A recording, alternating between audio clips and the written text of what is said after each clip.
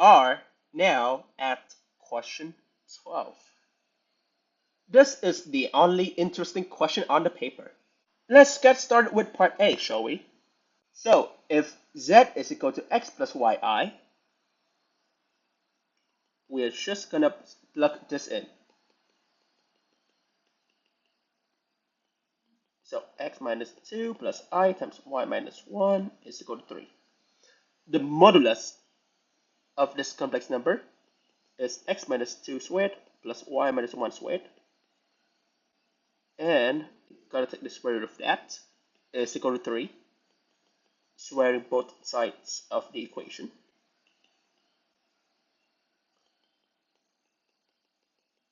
Expanding brackets.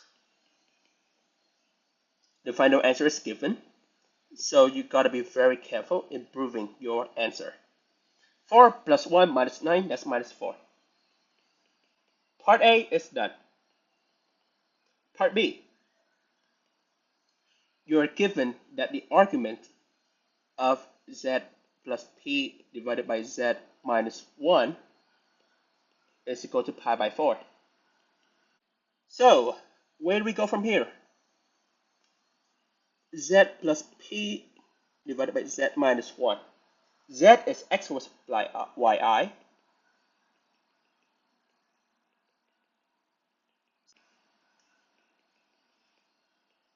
I am going to multiply this entire fraction by the conjugate of the denominator, which is x minus 1 minus yi.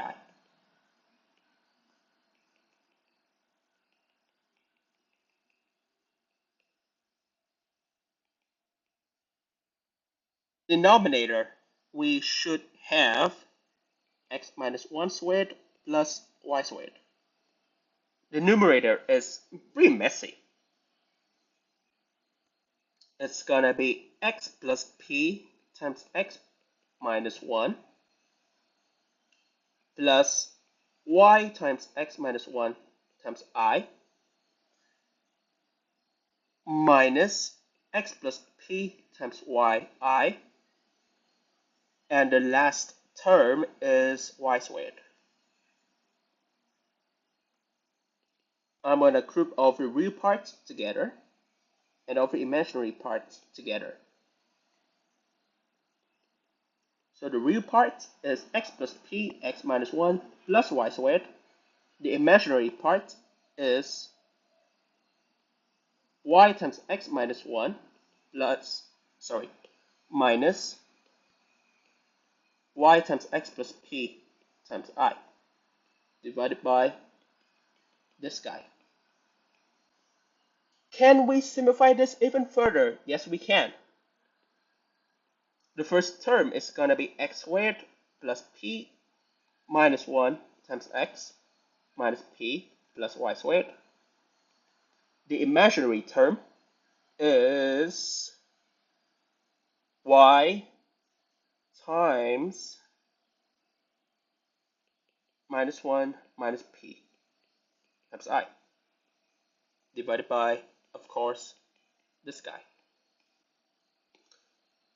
The argument of this number is pi by 4.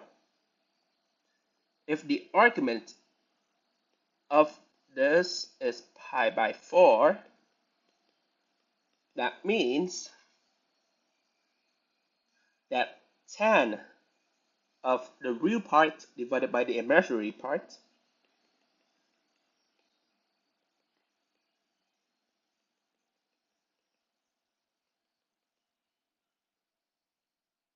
has to be equal to tan of pi by 4, or 1. So y times negative 1 minus p is equal to x squared plus p minus 1 times x minus p plus y squared. And I'm just going to bring it over. So x squared plus y squared plus p minus 1 times x minus p minus y times negative 1 minus p is equal to 0. I hate all of them. So I will distribute the negative sign in front of this, make it a plus, and the final answer appears. To be fair, people, this is a 7-mark question. So I would say the amount of working out is justified. Moving on to parts C and D. In part C, you are given that Z1 and Z2 satisfy both conditions. In other words, we know that x squared plus y squared minus 4x minus 2y minus 4 is equal to 0. And now we know that the value of p has to be 4.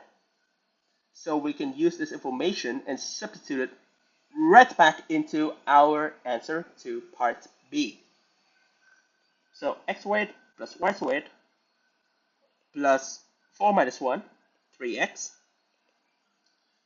minus 4, 1 plus p, 5y, is equal to 0.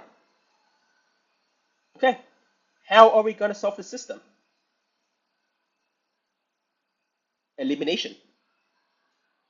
So let's subtract the first equation from the second equation, or the vice versa. Doesn't really matter how to do it. If I am going to subtract the first one from the second one becomes 7x plus 7y is equal to 0. Convenient. So x is equal to negative y. And the first equation can now be reduced to a quadratic. If x is equal to negative y, we would have y squared plus 4y minus 2y minus 4 is equal to 0. So 2y squared plus 2y minus 4 is equal to 0. X is equal to negative y. We can all see that y has to be 1 or negative 2. And therefore, the pairs of x, y are negative 1 and 1 or 2 and negative 2. In other words, without loss of generality, we can say Z1 is negative 1 plus I, and Z2 is 2 minus 2I. It's 7 marks. Very generous if you know what you're doing. And the last part of the question, find the value of A.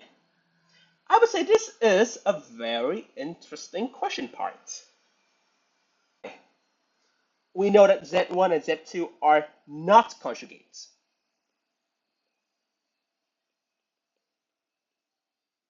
Right? We also know that we have a quadratic equation.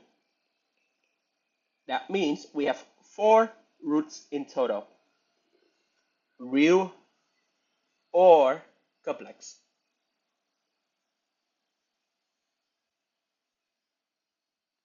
We also know that all the coefficients A, B, C, and D are real.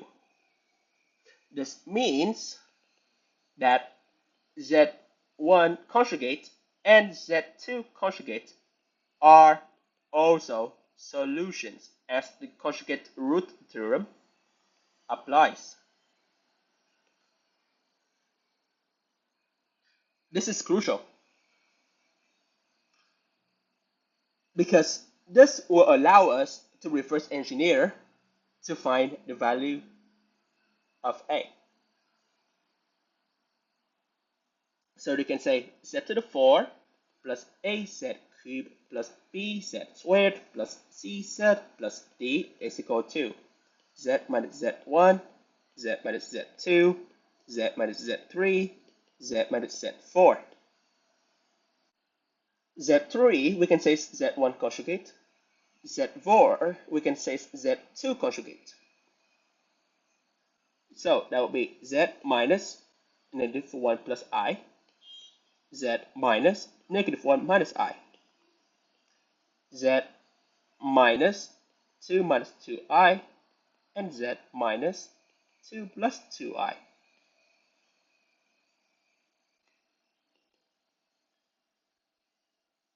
So this term will now become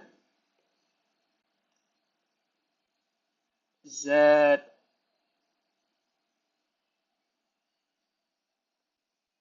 negative 1. Okay, so z squared plus 2z plus 2.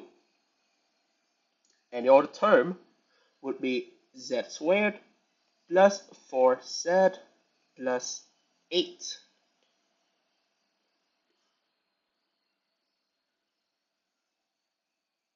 The coefficients of a, the coefficient of a is the coefficient of the term z to the 3, which can be found by adding these two pairs. So it's going to be 1 times 4 plus 2 times 1, or 6. And that's the end of the question. I hope you find this solution walkthrough helpful, and best of luck with the preparation.